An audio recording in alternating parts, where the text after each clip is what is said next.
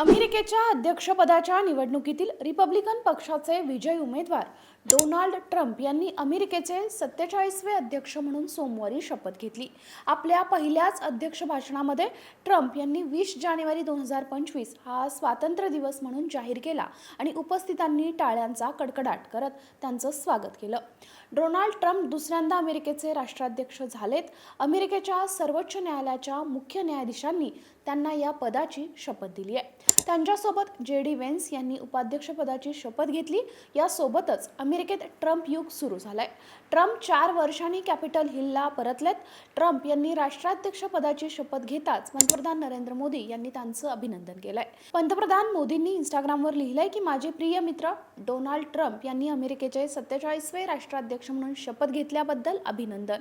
आपल्या दोन्ही देशांच्या फायद्यासाठी आणि जगाच्या चांगल्या भविष्य घडवण्यासाठी मी पुन्हा एकदा एकत्र काम करण्यास उत्सुक आहे।